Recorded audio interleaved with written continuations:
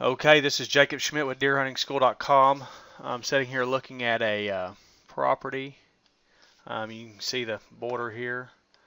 This video here is for Mark. Mark, I appreciate it. And just going to kind of, take a look at it and see different things I see.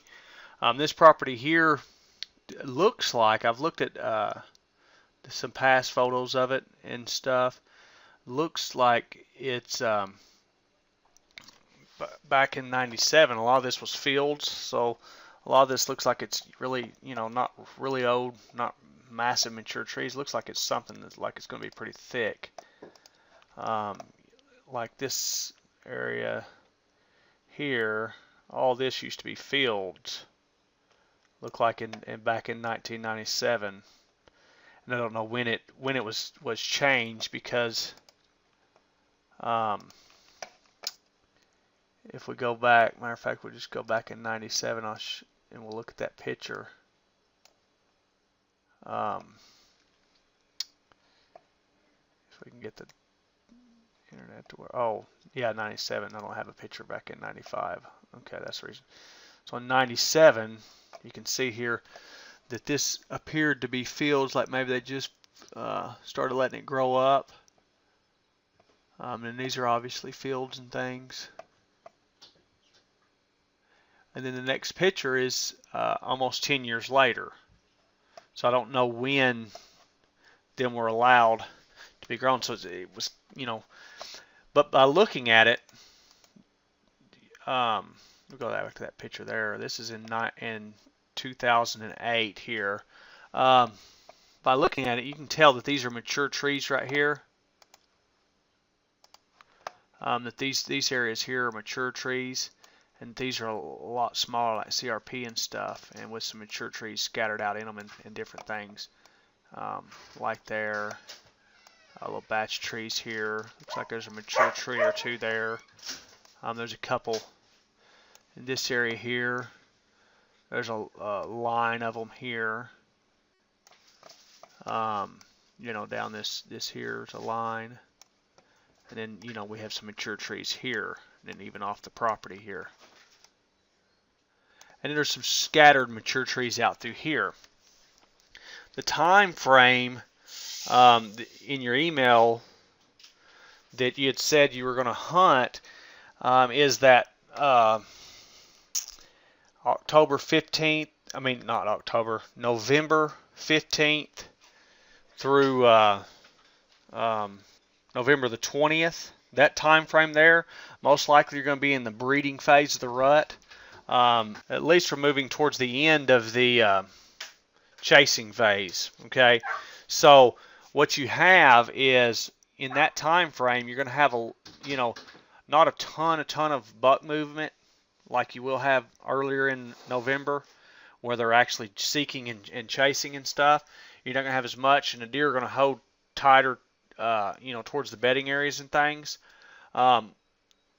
When I hunt that time of year, I like to hunt very close to the bedding area, or sometimes within the bedding area. And I believe with these, what you're going to have is a lot of pretty thick stuff grown up here. Looks like a lot of CRP basically, but it looks like it's more mature than that, more even, maybe some 10, 15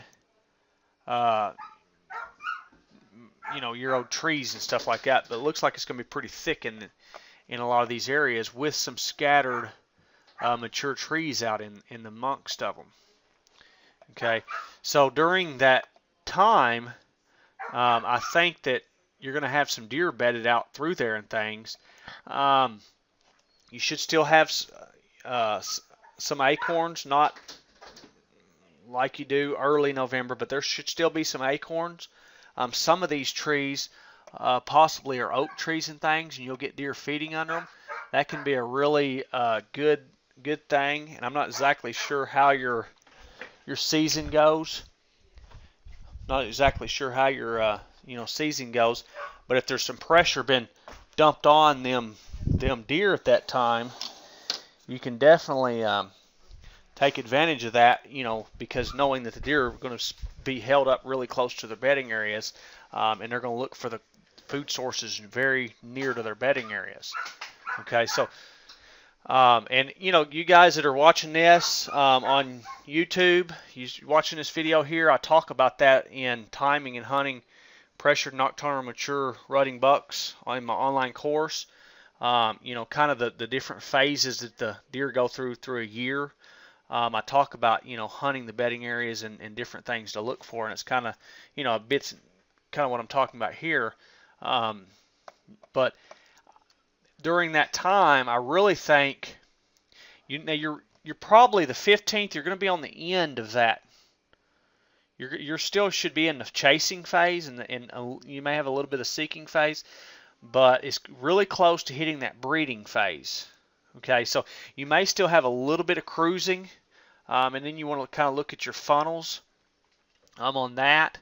But I would definitely, towards the latter part of your hunt that you're going to be hunting this year, I would definitely be looking for some of these.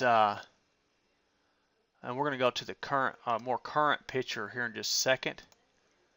But I would definitely be interested. I'm going to change colors here. I would definitely be interested here in some of these trees like this here, or these row of trees out in the middle of this thick stuff.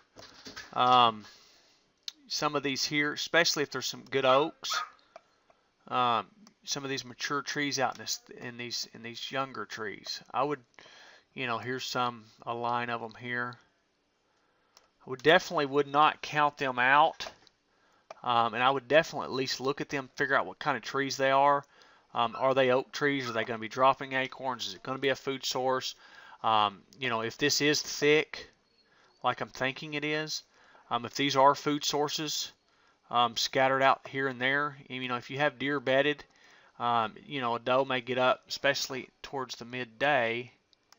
Deer may get up, grab a few acorns, head back to her bed. And if it is the breeding phase, the bucks are going to be locked onto the does. The does, they're still going to be in their bed to feed kind of deal. Now the beginning of the hunt, you're going to have probably some bucks still in that seeking and chasing phase, more probably towards the chasing phase where they're still cruising a lot, covering a lot of ground, going from doe group to doe group.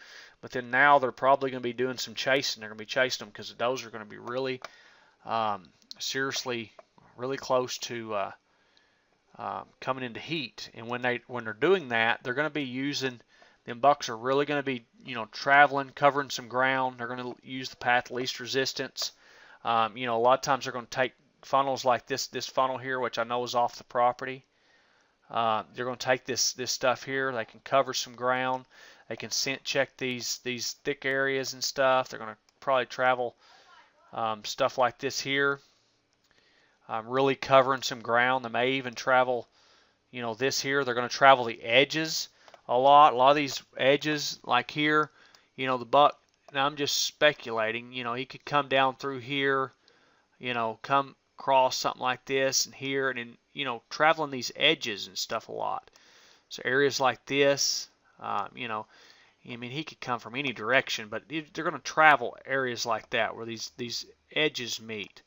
And as he's scent checking for does, looking for hot does, trailing does. A lot of times does will, let me go back to, let me clear all this out. Erase everything. A lot of times you're going to have, during that time you're hunting, especially at the beginning, you're going to have does and stuff feeding out in these hardwoods, these areas here. There's a big area here. You have does and stuff feeding out in there, and the bucks, he's not really worried about feeding. He's worried about finding hot does, and then they're going to come up into this thicker stuff in bed. So they're traveling, back and forth, something like that. Like I said, I'm just kind of, making, just showing you the idea of what's going on. You're going to have does traveling back and forth from bed to feed.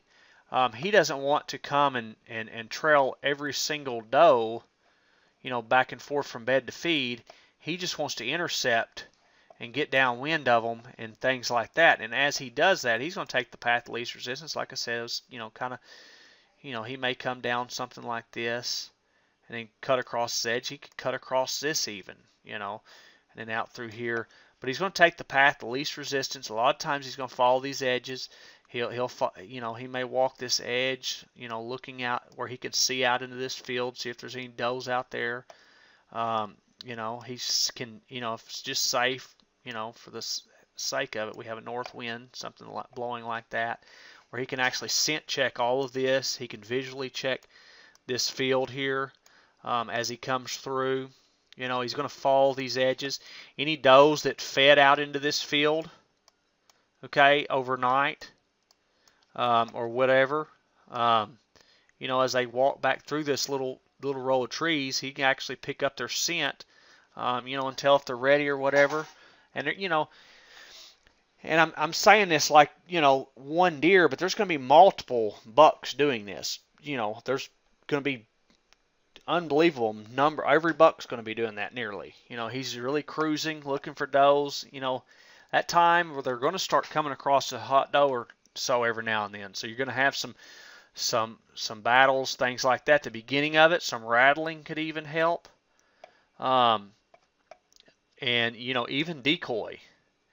You could even use a decoy.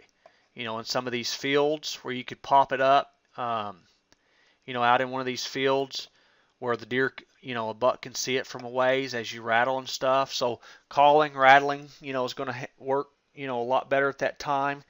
Depending on your hunting season and how much hunting pressure there is, depends on how well it's going to work. If there's a ton of hunting pressure around, most of these deer's heard rattles, several guys rattle, a lot of grunt calling, stuff like that. It's not going to be quite as effective. If there's not a ton of pressure, it's going to be really, really effective. If there's not hardly any pressure, it's going to be very, very, very effective at calling deer. So you have to keep that in mind. But, as he's cruising through here, if he's not been rattled at, by 15, 20, 30 guys, he may be cruising this area, like I'm talking about. He's looking for a hot doe, and he hears you rattle out here on a field like this, and you have a decoy set up there. He may turn, come up to the edge of the field when he sees the decoys. Oh yeah, there's a deer out there, and he come out in the field, give you a shot at him. Something like so it works kind of something like that. The thing with the decoy is you want it in an area where he can really see it. But the beginning, he's really going to be cruising these edges and stuff, and scent checking, just like if we had the same scenario right that I drew out right here with the north wind. He can come down, nose on the ground, check and see where does crossed. Plus he can scent check the air, if we have a north wind of any deer bedded in this area, And that's not the limitation to all that's going to be. I mean, they're going to circle downwind to these food sources, bedding areas, water holes, any major scrape areas you have, where there's some big scrapes, or even, they don't necessarily have to be monstrous, but scrapes that are, secluded cover and things, they're going to circle downwind to them. Some of them will actually use them in the daytime. Most of the time they're going to stay downwind of it, scent check the area, and keep on moving. Now, once they find some hot does, they're going to lock onto them does, and that's where, some of these isolated trees that I see. I mean, basically, if you look at it, kind of this area looks like a marshy area here with some islands. I don't think that's what it is, but that's what it looks like. If you've ever looked at marshy areas, and I've looked at hundreds of marshy, swampy areas, and they kind of look like this area here where you have a lot of undergrowth and you have little islands here and there. I mean, like this here, if you look at it, it kind of looks like an island. I don't think that's what it is. I don't think this is a marshy, like wetland, swampy area. It may have some water. I do know that, we have some water here, so it could be sort of a swampy area, but it's not the kind of area that I'm talking about, I don't think. But they look like islands, and I don't think they're islands. I think they're just mature trees that's been there a while, like here. And some of them may be producing some acorns, and it's, nothing for a buck to be out here bedded with a doe, in her bedding area, and she get up in the middle of the day and grab a quick snack under one of these oak trees, or like this here's kind of a finger of these oaks that come out, in this area right here. This connects to this main patch of oaks that's here. It kind of connects it and kind of runs out into this thicker stuff. This area here, it's nothing for her, in the middle of the day to just kind of come get a quick snack, mingle around a little bit, pick up some, acorns, and he's going to be with her. If he's breeding her, it's a tough time to hunt, but I have had better success hunting that breeding phase time by hunting within the bedding area or really close to it, on a destination, a food source, a water source that's within the that's within the bedding area, the really thick brush. The does, a lot of times when they get harassed, when they start getting harassed by all these bucks, they will hit that very heavy, very thick cover to get away from the bucks. Another thing, I think it was shotgun. I hope I'm remembering your email from the right person and not someone else. But I think you said it's going to be a shotgun. Now, if you're using a slug gun, you got a little range. You can, some of them things, man, they're getting 200 plus yards, which is amazing to me. But you have these thick areas, where these deer are bedded, and I believe that's what's going on. I believe these areas here are going to be pretty thick. And you see the mature trees here, or at least that's what I think I'm seeing. I tried to check some other maps, couldn't get any, more detailed pictures on the area than what I have. So I'm going on what I'm pretty sure I see here, and I'm pretty sure I see some, mature trees scattered out through here and stuff and everything. But another thing that you could have going on, that I've had some success with, and know people that's had good success with, is when during that time, is when you have deer bedded in areas like this here, stuff like that.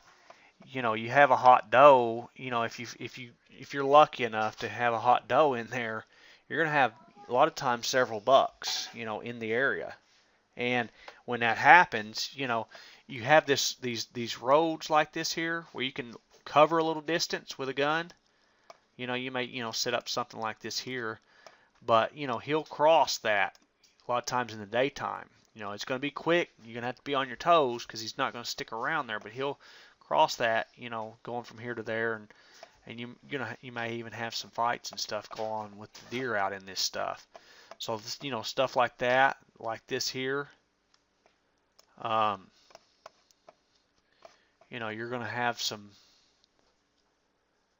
a little better shooting distance. And then you see, I was just talking about just a second ago, about the mature trees that kind of comes out into this stuff, and that's this area right here. This is a newer picture, so these younger trees have grown more than that last picture we were looking at. It's not quite as well defined, but I'm going to zoom out. You have this huge area here of hardwoods, and there should be quite a few acorns and stuff in this area, where these deer will come in there and feed on these acorns and stuff at night, and then they're going to work their way back towards these thicker areas. One of them first areas they're going to hit is going to be this point, right here. You have the big area is here, and it has a little point, that kind of comes out into this a little bit right here. That point's here. That's going to be one of the first areas they hit, as they come out of this thicker stuff. They're going to, hit that. That's going to be the first area to hit. That's going to be the most likely area to see them in the daytime. If they're heavily pressured. Another area you kind of have a point. Looks like it could possibly be a little ridge. You have a little point here. Where these deer, hitting this and then coming out into these mature trees. Looks like you have some pretty mature trees here as well. You know, these areas here are likely, I don't know what kind of trees these are, but if you remember me talking earlier, it kind of looks like islands. You know, this looks like marshy and islands. And the reason these trees are taller than, you know, here. Another spot that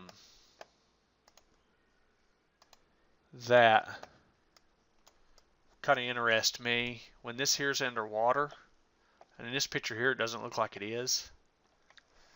There's some water, you know, here and there, but this looks pretty dry. As a matter of fact, it looks like there's, you know, someone's driven out in here.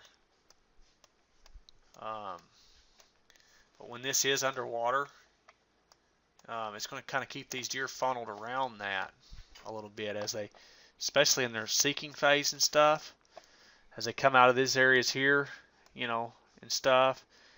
You know, instead of walking right through the middle of that water, if he's really trying to get somewhere, he's, you know, very likely to, you know, come up through this area right in here, as it keeps him kind of funneled around that.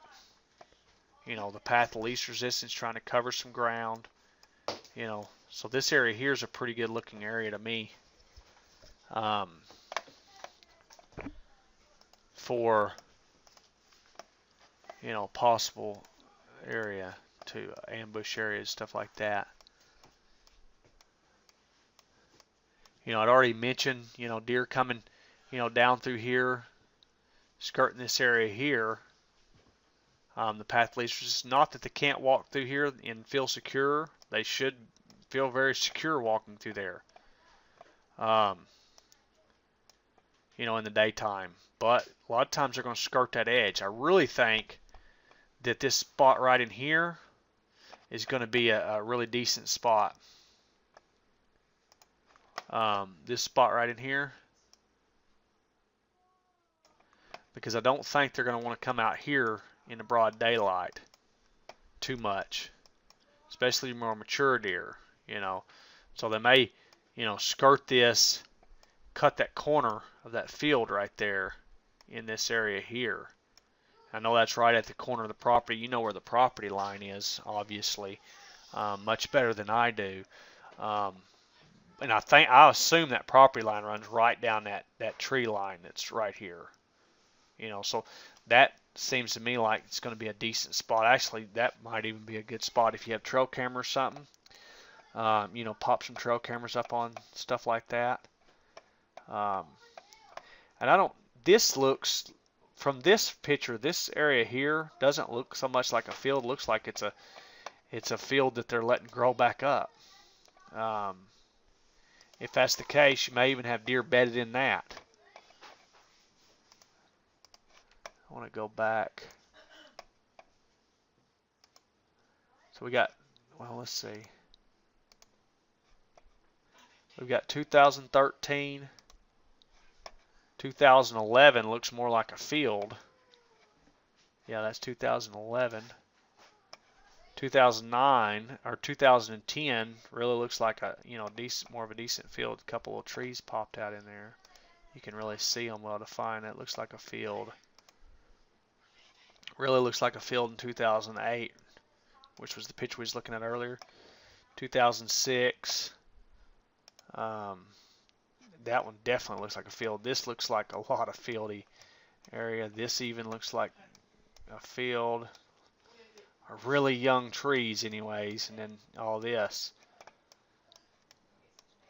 So if it is you know, been allowed to grow up, deer may even be bedded in out in that. You know, but them edges where you have multiple habitats coming together are going to be, you know, good spots. You know, here, I'm going to just kind of point out a few of them. This, you know, right here, you have this type of habitat. You know, you have a older tree line kind of scattered down through here, right here. And then you have this younger stuff here, and you have even a different type of habitat here. And them edges and stuff, you know, them deer really like that. You know, you have a area here. You know, them bucks will come cruising down through that because he knows, it's an area that congregates a lot of deer. You know, especially as he's cruising. So, you know, anywhere up through there, you know, would be a good spot for a stand. If I was going to put a stand on an area like that, I'm going to find kind of where everything kind of comes together. And if you set and you look at this aerial photo here, you have this, and I'm just going to kind of draw, you know, the edges, you know, just kind of circle them. You have this here where there's, you know, 3, 4 different types of habitat come together. You have another one here where there's 3 or 4, 5 different types of habitat, whatever. You have another one here. Okay. You know, you have another one here where there's, you know, at least two types of habitat. So if I was going to hunt, you know, I wouldn't pop my stand here. I would try to get my stand, you know, here where it all kind of comes together. You know, where a buck could, you know, be cruising this edge line. He could be cruising this edge line. He could be cruising this edge line. He could be cruising this edge line. Yeah, you know, you may have deer coming through here that you're not going to get. But as a buck is really cruising, especially early in the seeking phase, even if he finds a doe that has crossed through here, she's not going to pay him any attention. She's going to get away from him, you know, ignore him. She's not even going to be in heat. Now, as you get closer to the breeding phase, he's going to chase her around and get more intense with her and stuff, you know. But until she comes in heat or gets really close to heat, he's only going to spend so much time with her. You know, the closer she is to heat, the more time he's going to spend. But then eventually he's going to figure it out, and then he's going to come and go on his way looking for another doe. He may spend some time with this doe here, but eventually he's going to come through that area. You know, them areas where you have multiple habitats, you know, kind of connecting. Same thing here. They're going to cruise these areas. You know, I want to find that central location that connects multiple, kind of a conjunction area where a lot of stuff kind of comes together. That's one of them. Here is another one. Okay, I have an edge feature here, different edges here, and here. Okay, and then actually even here, and it kind of all runs together right there. Okay. There's one got different. Yeah, I've got that different habitat here. Different habitat here. And actually, yeah, there's different habitat here. This is another one, area here. You know, there are areas that really interest me. If I was going to come in this property, you know, I could say, hey, I'd pop a stand here, I'd pop a stand here, you know, I'd pop a stand here. Out of them three places, I can almost assure you one of them I would you know, put a stand really close to that area. You know, kind of a deal like that. Let me move my map here. Let's look at some others. Yeah. This area here was one of them areas. Not a ton of different, you know, edge features where they come together, but there's a little bit going on. You know, we have this more of an open field here, I believe.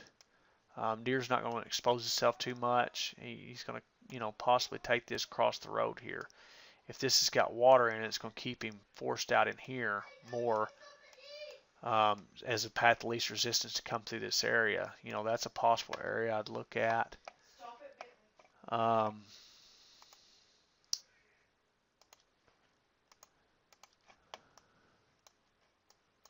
want to look at that terrain. And I said that might look like a ridge. I don't know. I don't see a hill, but looking at it, it kind of looks like this area here is kind of higher, but it could be just the more mature trees. I'm not sure on that. I know I'm moving this around, and it kind of makes the video kind of not fun to watch, but what I'm looking for a, you know, some type of a hill, because it kind of looks like a hill there to me. But, you know, another one of them areas, you know, you got a little bit, an area I'd at least look at anyways. You know, because I have multiple different habitats here, here, you know, is, you know, an area here in the middle, something like that. You know, and that even kind of runs up like that or something. Them are, I mean, there's a lot of areas where you have, you know, multiple habitats come together. I mean, you got, you know, here, you know, here, you've got here, you've got here. You actually have a mature tree line that runs down through there. You've got here where you've got a, you know, a field, a little field, field. You've got that thick stuff, thick stuff. You've got some mature trees here. You've got multiple edges, you know, down in this area here, like that. But you know, as far as these mature trees that are popped up here and there, you know, in these tree lines and stuff, as far as hunting them actual, you know, ones, I want to see what type of food's available. What kind of trees are them?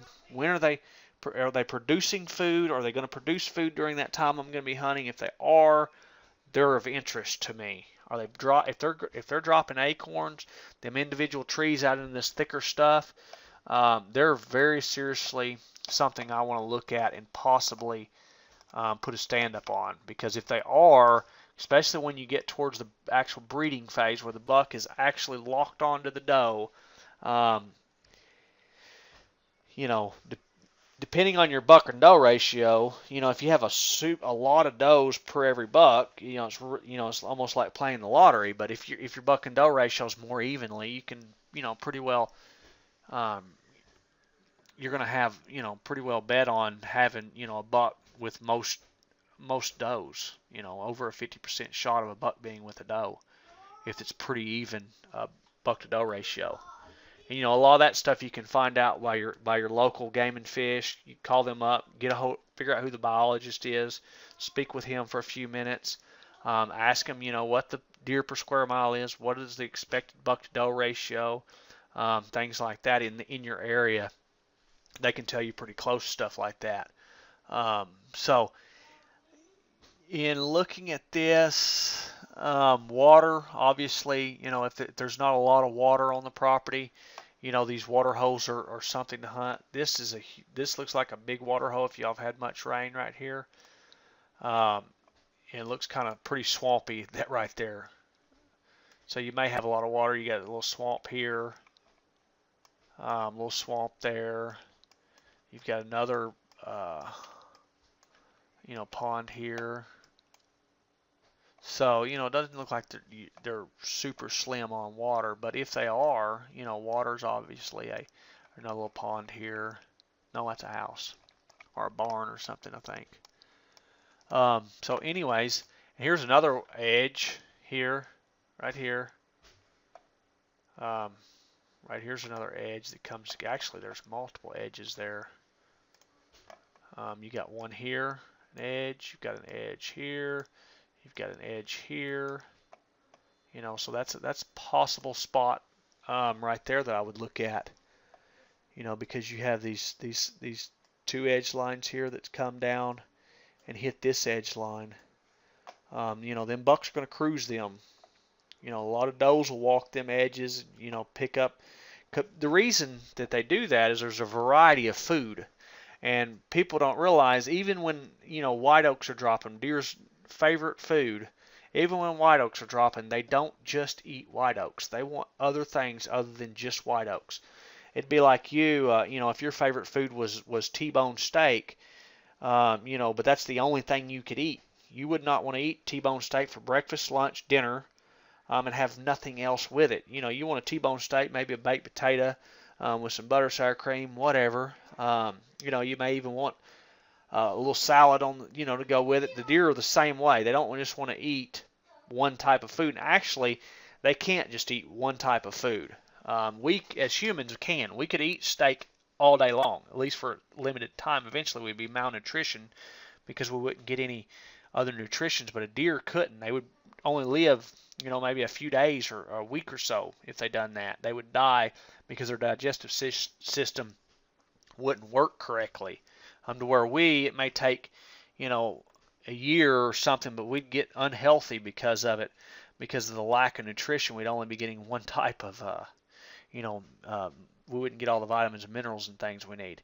But deer are no different. They don't want just white oak acorns, and that's the reason a lot of times that these edges are deer are drawn to them, because you may have one type of oak tree here, you may have another type of oak tree here, another here, and then on that edge you have a variety of different types of plants that are growing that they can eat.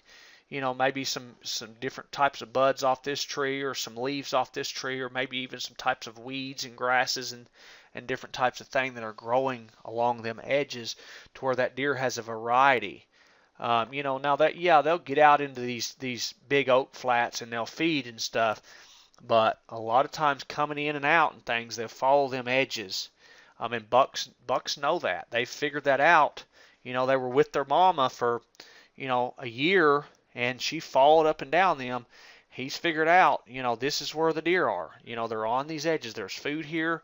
There's a variety of food here, and he knows that, so he follows up and down them types of things. So anyways, I hope you enjoyed this video here, Mark. I hope everyone else that sees it enjoys it and learns something from it. I really hope that it helps you out. And to say, I would put a stand.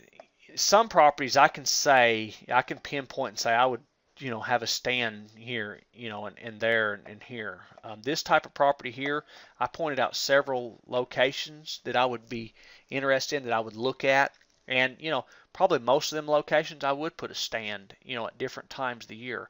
But I'm going to want to know what type of food, when it's available, different things like that, to know when I'm going to hunt them stands, or even maybe when I place them. Because depending on how many stands you have, you may not have 5 deer stands. You may have 2, and you may have to move them throughout the season as the patterns of the deer and things change. So, but the areas that I pointed out, they interest me, and them are the areas that I would look at, for possible stand locations and stuff like that. And the reason, I done pointed out, we have multiple reasons for deer to be there. We have, 4 or 5 different types of features, edge features, 10 different types of habitats maybe that are coming into one location. And them deer know that. They're there because of a variety of food. They get you wouldn't, to them, it's all this cost the same to go feed. It would be like if you had a buffet where you had steak, baked potato, just basically anything you wanted to eat, and then you have this one place that just serves steak, but it costs the same amount of money to eat at the two. You're going to go to the one that has the variety. So anyways, I hope you enjoyed the video. Like I said, I hope this helps you out. I hope it helps anyone else out that watched it. Check out deerhuntingschool.com for more tips, information, things like that. And I just appreciate you, Mark. And if you have any questions or anything, feel free to email me. If you have any other properties you want me to take a look at, you know what to do.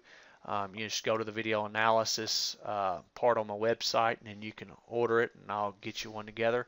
I appreciate it, and I hope you enjoyed it. Bye-bye.